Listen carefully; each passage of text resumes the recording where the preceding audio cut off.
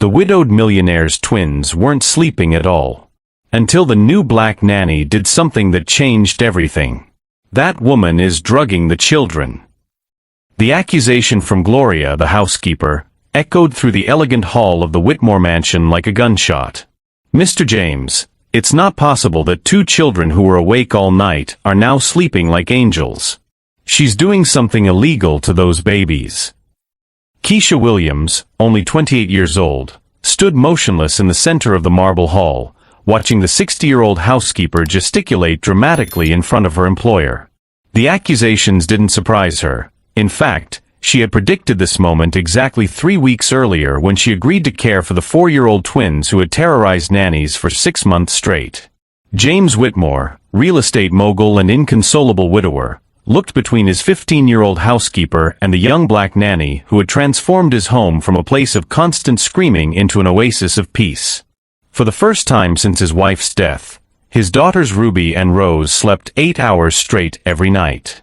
"Gloria, those are very serious accusations," he murmured, clearly uncomfortable with the situation. "Serious? Mr. James, this person arrived here from the outskirts of Detroit with no proper references." Gloria spat the words like poison. "And suddenly our girls, who scream from nightmares every night, sleep like babies? Something is very wrong." Keisha took a deep breath, her eyes briefly meeting James. There was something in that look. It wasn't just gratitude for the peace she had brought to the house, but a genuine curiosity about who she really was. Why would a woman with her refined education and impressive knowledge of child development take a job that made other nannies run away in tears? "If you insist on investigating my methods," Keisha said with a calmness that made Gloria hesitate for a moment, "I suggest we install cameras in the girls' room. That way, everyone can see exactly what happens during the nights."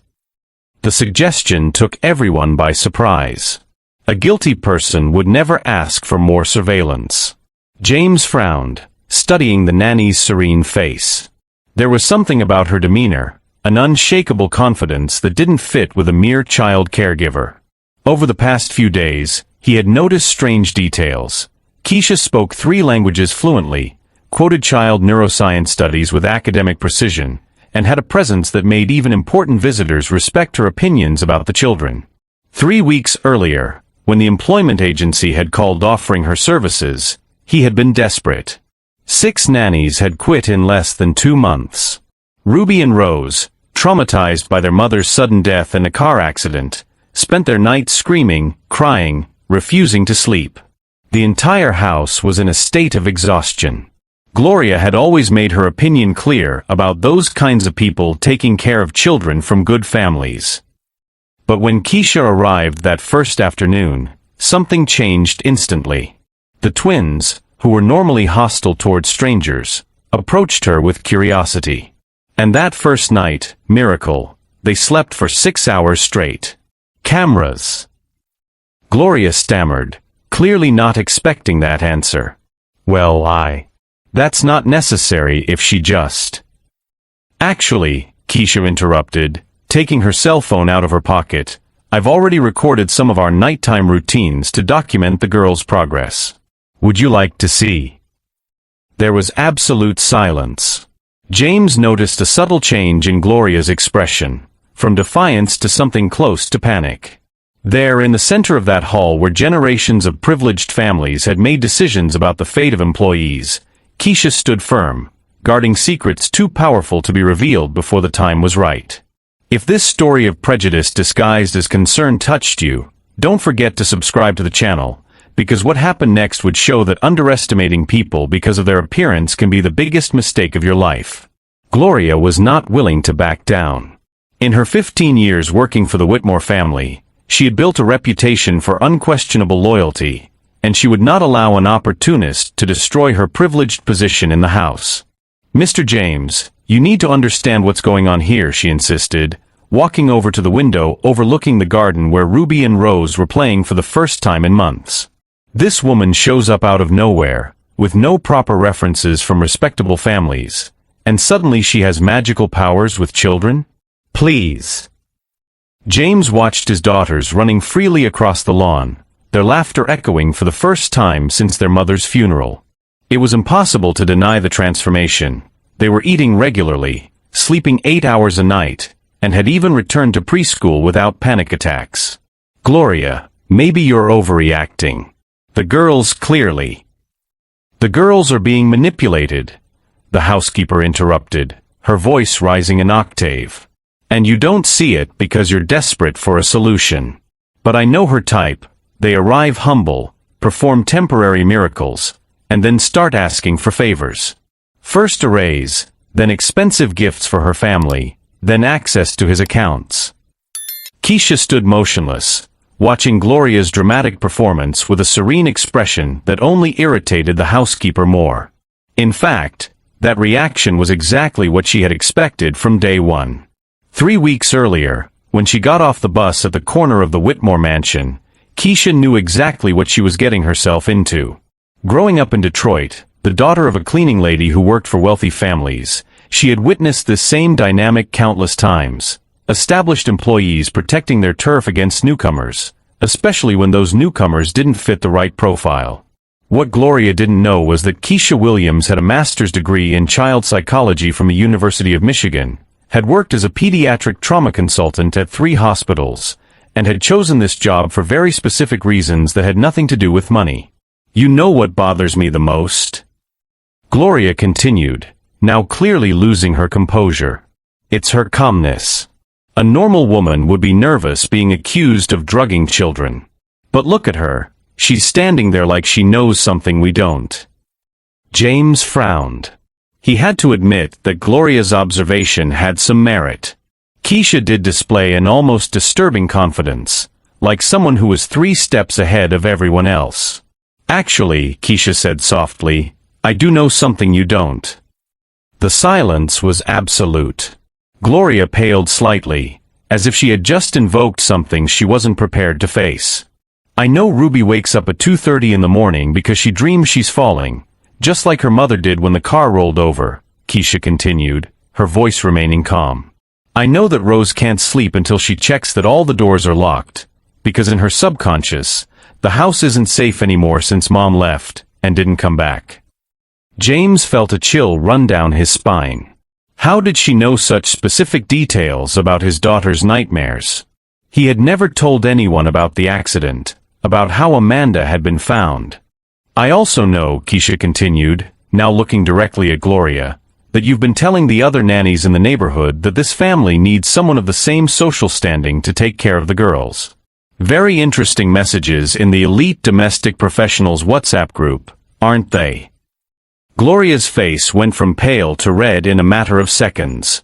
How did you? I never. Oh, but you did. You even suggested that I was probably here to pull a fast one on the lonely widower. That's a direct quote from your messages last Thursday. James turned slowly to Gloria, an expression of disbelief growing on his face. Is this true? The housekeeper stammered, clearly panicking. How did this woman have access to his private messages? And why did she seem to know exactly which buttons to push? Keisha remained calm, but her eyes flashed with something Gloria finally recognized as danger. Here was a woman who not only knew his secrets, but had come prepared for this exact confrontation. The truth, Mr. Whitmore, is that I took this job because your family needs much more than just a nanny. And Gloria, she smiled softly, has been actively preventing any real progress in this house for much longer than you realize. For the first time since he had known the housekeeper, James saw genuine fear in her eyes. And for the first time since he had hired Keisha, he began to suspect that there was much more to this quiet woman than met the eye. Every accusation Gloria made only seemed to strengthen something inside Keisha, a silent strength that grew in direct proportion to the injustice being tried to be imposed on her, as if every act of contempt was fueling a plan far greater than any of those present could imagine. Do you want to know the truth about what's going on in this house? Keisha asked, her voice maintaining that calm tone that was beginning to unsettle even James. Then let's start at the very beginning. She walked over to the side table and picked up a leather folder that James had never seen before. Gloria, are you sure you want to continue with these accusations? Because once I open this folder, there's no turning back. The panic in the housekeeper's eyes was almost palpable now. "Mr. James, she's trying to intimidate us.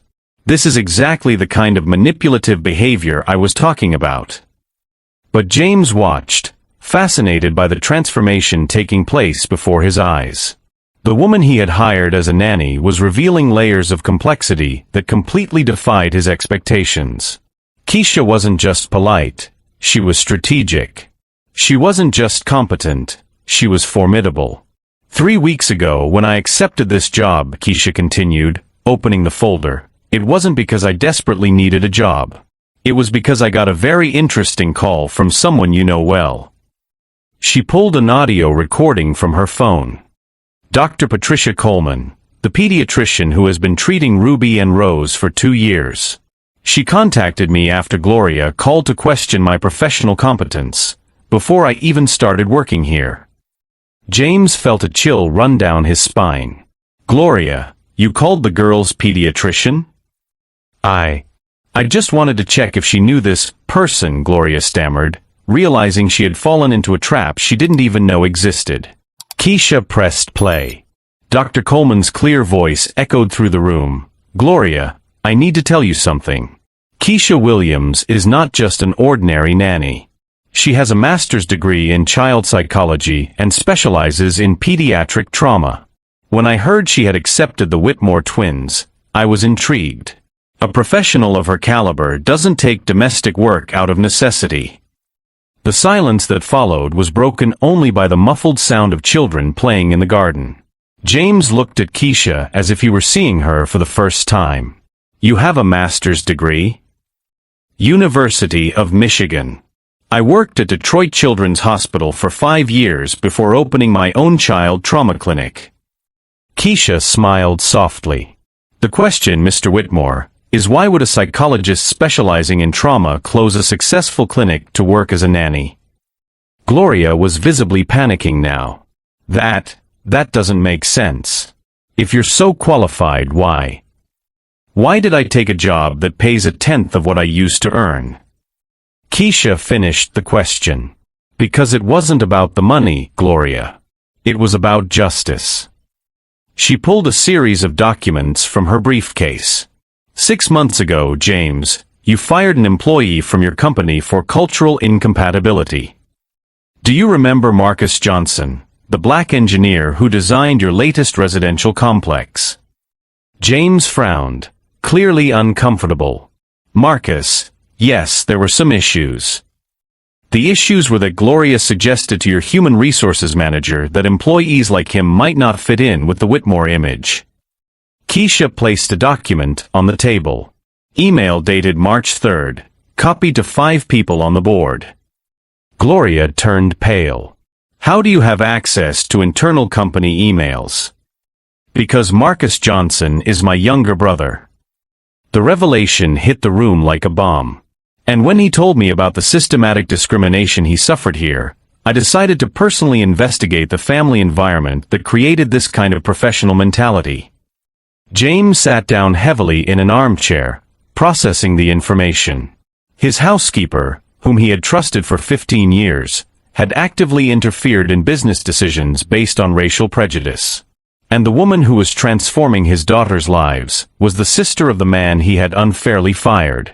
Marcus lost his job 2 days before the birth of his 3rd child, Keisha continued, her voice taking on a controlled intensity. He spent 4 months unemployed, almost lost his home, and his wife suffered from postpartum depression without proper treatment because they didn't have health insurance. "I didn't know," James murmured, genuinely shocked.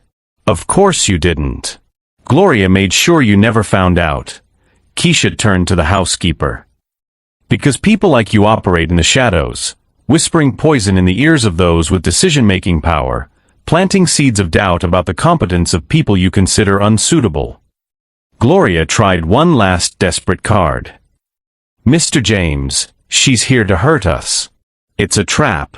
She planned all of this." "You're right, Gloria. I planned it all." Keisha smiled, but there was something dangerous about that smile. "But not to hurt anyone. I planned it to expose the truth about how prejudice operates in families like this, how it seeps into everything from household decisions to corporate ones. She picked up the phone and showed him a series of messages. All of our conversations over the last 21 days have been recorded with legal consent. I informed you on my first day that I would be documenting my work for professional purposes. Every racial comment, every attempt at sabotage, every time you tried to interfere in my relationship with the children. James watched Gloria break down before his eyes. The woman he had respected as a pillar of his home had been systematically exposed as someone who operated from deep and dangerous prejudices. The twins are sleeping because they finally have someone who understands childhood trauma taking care of them, Keisha said. Not because they're being medicated, but because they're being treated by a qualified professional who recognizes the signs of unprocessed grief in young children. She closed the folder and looked directly at James. The question now is, what are you going to do with this information? Are you going to continue to allow people like Gloria to influence your decisions about employees and about your own daughters? At that moment, Ruby and Rose came running through the door, their cheeks flushed from playing. Daddy! Keisha! We found a bird's nest in the oak tree.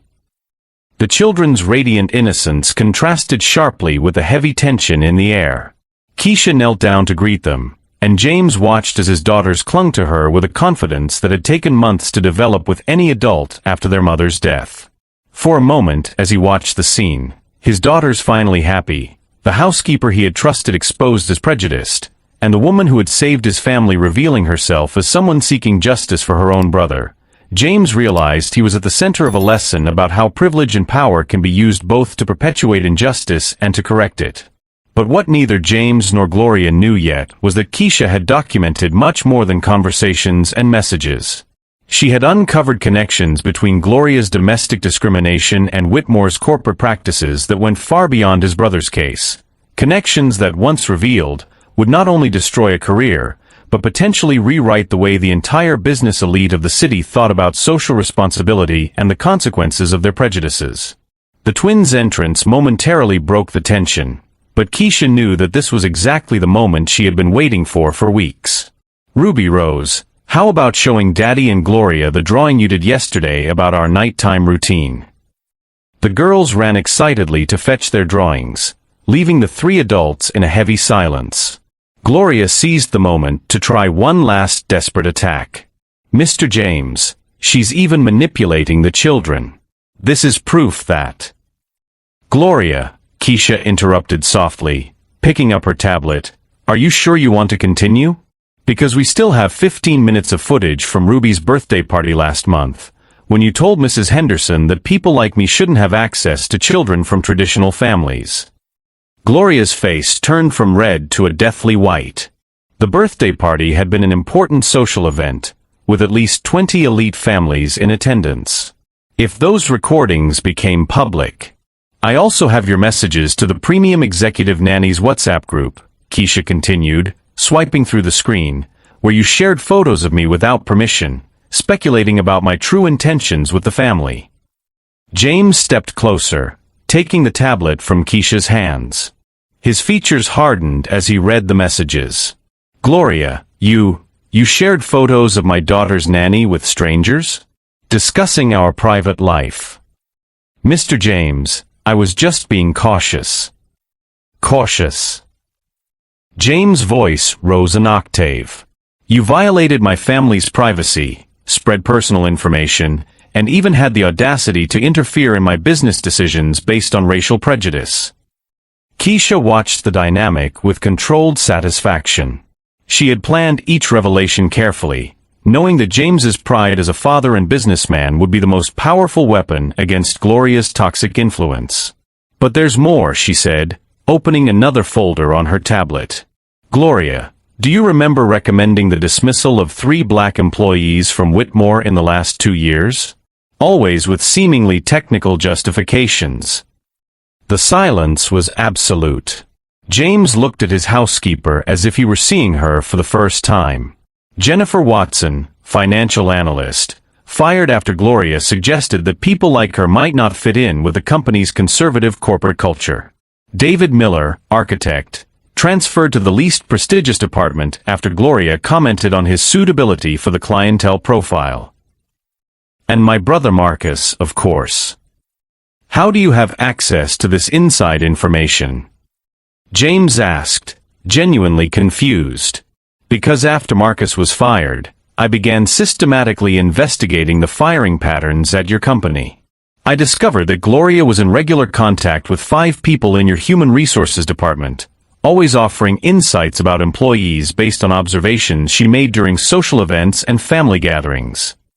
Keisha showed him a detailed spreadsheet. Over the past 3 years, 16 Black or Latino employees have been fired or demoted from Whitmore Industries.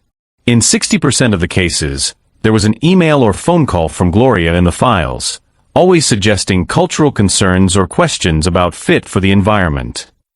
James sat down heavily, running his hands through his hair. My God. Gloria, is this true? The housekeeper finally broke down. I just wanted to protect the family's reputation. People like her don't understand our values, our tradition. Our values. James exploded. What values are those? Discrimination? Prejudice? Destroying the lives of competent people based on the color of their skin. At that moment, Ruby and Rose came running back with their drawings. Look. It's Keisha reading us a story, exclaimed Rose, showing a colorful drawing of a black woman sitting between 2 children, all smiling. And here she is teaching us about the stars, added Ruby, showing another drawing where Keisha pointed to a starry sky while the girls looked up in wonder. The innocence of the drawings contrasted brutally with the poisonous reality that had been exposed in the room. James looked at his daughters, finally happy, finally sleeping well, finally confident, and realized the magnitude of the injustice he had allowed to flourish under his own roof. Gloria, he said, his voice now controlled but relentless, you're fired. I want you out of this house today. Mr. James, please, 15 years of service. 15 years influencing my decisions with prejudice, he corrected. 15 years sabotaging competent employees. 15 years poisoning the environment of my home and my company. Keisha picked up one last folder from his materials. James, there's one more thing you need to know. Gloria didn't just influence firings, she also blocked hires. She showed him a series of resumes. 23 highly qualified candidates were rejected in the last 2 years after Gloria did informal checks on their families and backgrounds. Among them were 2 engineers with degrees from MIT, an award-winning architect, and an analyst with an MBA from Harvard. All Black or Latino, James noted, scanning the resumes. Professionals who could have contributed significantly to the company. Exactly.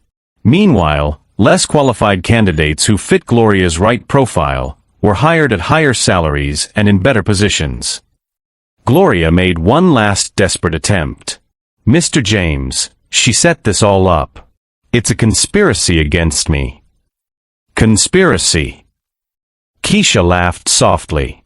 Gloria, it would be a conspiracy if I had invented your words, forged your emails, created your WhatsApp messages. All I did was document and organize your own actions. James turned to his daughters, who were watching the tension between the adults with confusion. Girls, how about we go out to the garden while the adults finish talking? When the children left, he faced Gloria one last time. You have 1 hour to pack your bags.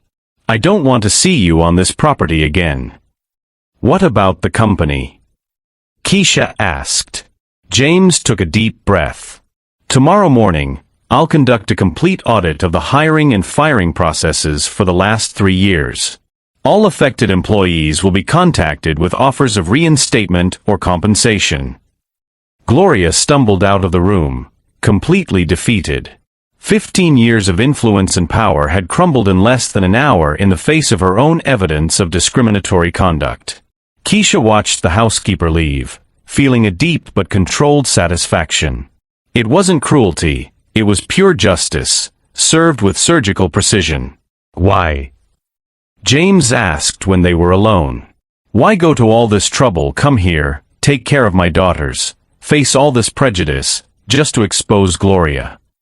Because injustice unchallenged is injustice perpetuated, Keisha replied simply. And because Ruby and Rose deserve to grow up in an environment where competence matters more than skin color. But there was one last revelation that neither James nor Gloria knew yet, a discovery Keisha had made about the true connections between Gloria's domestic discrimination and a much larger network of systematic exclusion that extended throughout the city's business elite, and that was about to transform not just one family, but an entire corporate culture based on unquestioned privilege. 6 months later, the transformation in the Whitmore twins' lives was only a small part of a much larger revolution that Keisha had quietly orchestrated. Marcus Johnson sat in his new office at Whitmore Industries, now as Director of Sustainable Development, a position created especially to leverage his expertise in inclusive housing projects. The salary was 40% higher than his previous one, and he had received a stake in the company as compensation for his months of unemployment. I still can't believe my sister did all this, he told James during one of their weekly meetings, which now included discussions about corporate diversity. She planned every move for months. James smiled, looking out the window at the new community garden the company had created on the vacant lot next door, a project led by 3 of the employees who had been reinstated after the audit. Your sister didn't just save my daughters, she saved my company from becoming obsolete in a world that no longer tolerates systematic discrimination. The full audit had revealed an even more extensive pattern than James had imagined.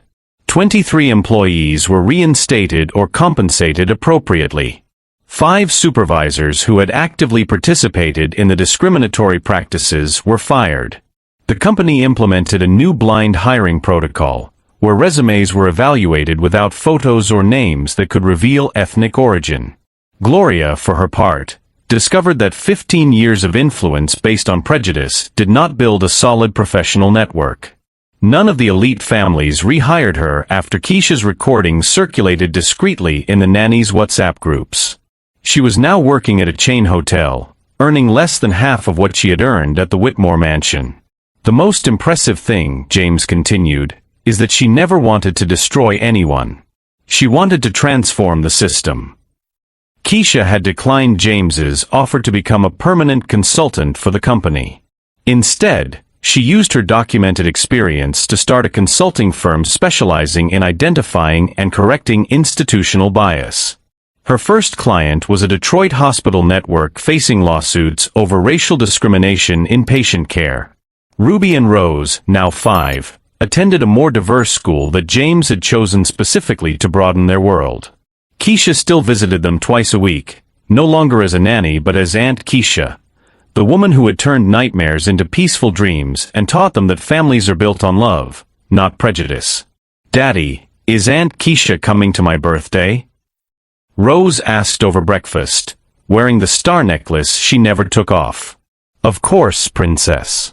And your Uncle Marcus too," James replied, still surprised at how natural it felt to call Keisha's brother family. The true measure of Keisha's success was not in the impressive numbers of her consulting firm or the 23 employees she had helped get rehired at Whitmore Industries. It was in the call she received the week before from a young black mother in Chicago who had seen her interview on a social justice podcast. "My 6-year-old son is being discriminated against at school," the woman said. "The teachers say he's troubled, but I know he's smart. Can you help me document what's going on?" Keisha smiled, picking up a new notebook. "Let's start at the beginning. Tell me everything you've noticed. Because the best revenge isn't destroying those who hurt you, it's building bridges where there were walls, creating opportunities where there was exclusion, and turning pain into purpose." James Whitmore learned that privilege without awareness is a dangerous weapon, but privilege with purpose can rewrite entire histories. Gloria tried to use prejudice as power, but discovered that hatred always builds sandcastles. Keisha used intelligence as justice and built a legacy that will last for generations. If this story of transformation through courage has touched your heart, subscribe to the channel, because sometimes changing the world starts with one person brave enough to document the truth and strategic enough to use it with surgical precision.